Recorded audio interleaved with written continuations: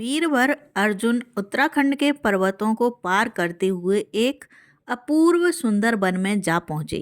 वहाँ के शांत वातावरण में वे भगवान शंकर की तपस्या करने लगे। उनकी तपस्या की परीक्षा लेने के लिए भगवान शंकर एक भील का वेश धारण कर उस वन में आए।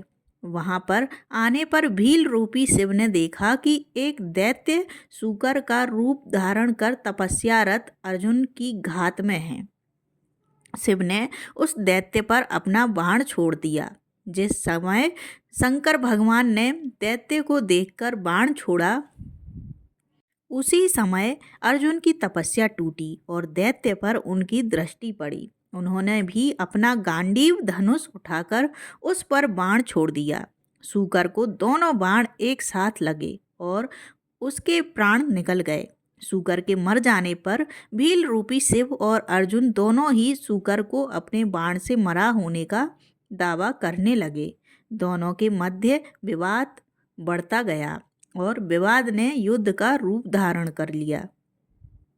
अर्जुन निरंतर भील पर गांडीव से बाणों की वर्षा करते रहे, किंतु उनके बाण भील के शरीर से टकरा टकरा कर टूटते रहे और भील शांत खड़े मुस्कुराता रहा। अंत में उनकी तरकस के बाण समाप्त हो गए। इस पर अर्जुन ने भील पर अपनी तलवार से आक्रमण कर दिया। अर्जुन की तलवार भी भील के शरीर से टकराकर दो टुकड़ों में टूट गई। अब अर्जुन क्रोधित होकर भील से मल्ल युद्ध करने लगे। मल्ल युद्ध में भी अर्जुन भील के प्रहार से मूर्छित हो गए। थोड़ी देर बाद जब अर्जुन की मूर्छा टूटी तो उन्होंने देखा कि भील अब भी वहीं खड़ा मुस्कुरा रहा है।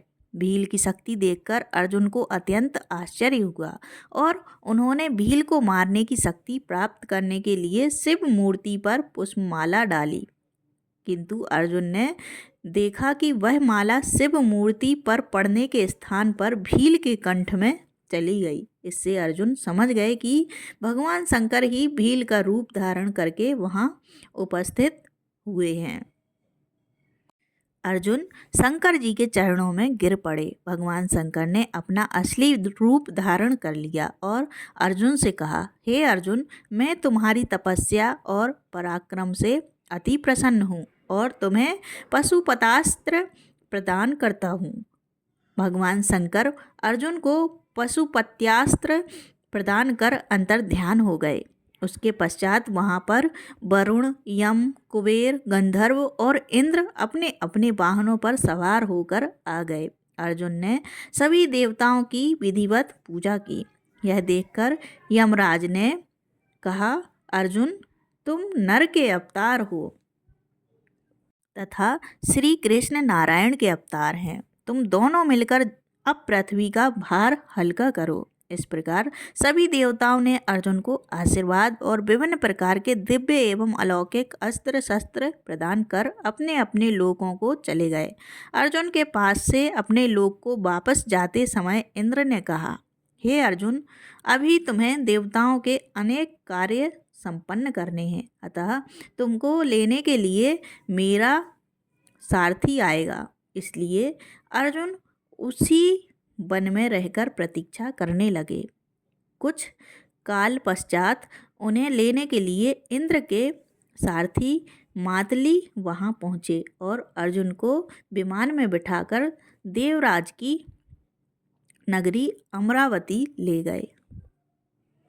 इंद्र के पास पहुंचकर अर्जुन ने उन्हें प्रणाम किया। देवराज इंद्र ने अर्जुन को आशीर्वाद देकर अपने निकट आसन प्रदान किया। अमरावती में रहकर अर्जुन ने देवताओं से प्राप्त हुए दिव्य और अलौकिक अस्त्र शस्त्रों की प्रयोग विधि सीखी और उन अस्त्र शस्त्रों को चलाने का अभ्यास करके उन पर महारत प्राप्त कर ली।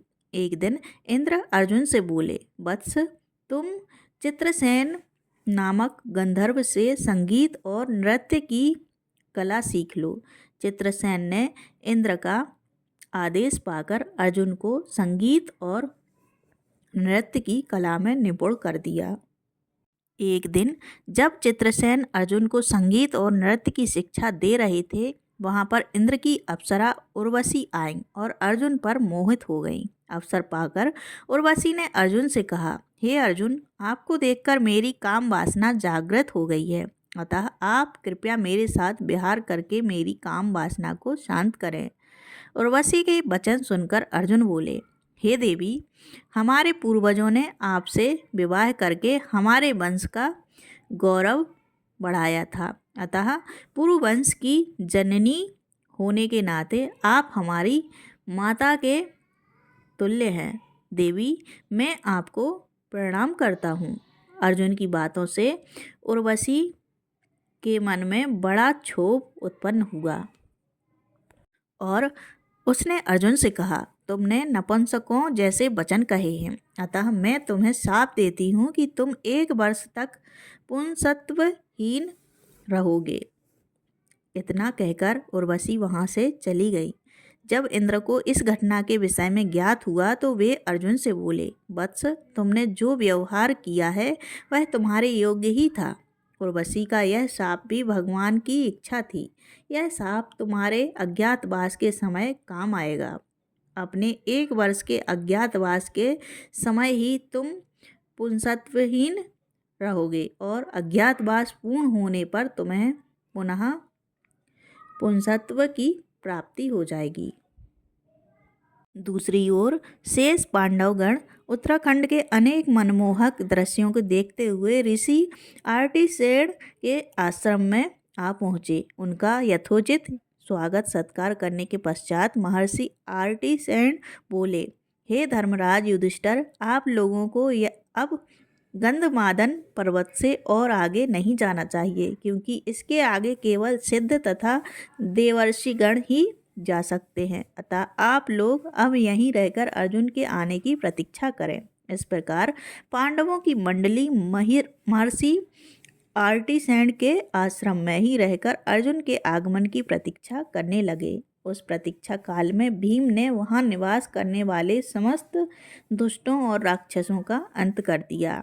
उधर जब अर्जुन इंद्र की पुरी अमरावती में रह रहे थे तो एक दिन इंद्र ने उनसे कहा, हे पार्थ, यहाँ रहकर तुम समस्त अस्त्र शस्त्रादि विद्याओं में पारंगत हो चुके हो और अब तुम्हारे जैसा धनुर्धर इस जगत में कदाचित ही कोई दूसरा होगा।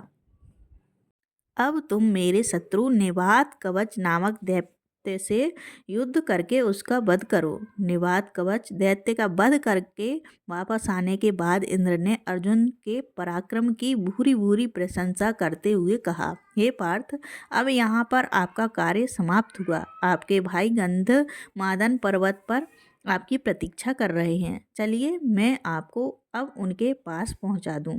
इस प्रकार अर्जुन देवराज इंद्र के साथ उनके रथ में बैठकर गंधमादन पर्वत में अपने भाइयों के पास आ पहुँचे। धर्मराज युधिष्ठिर ने देवराज इंद्र का विधिवत पूजन किया।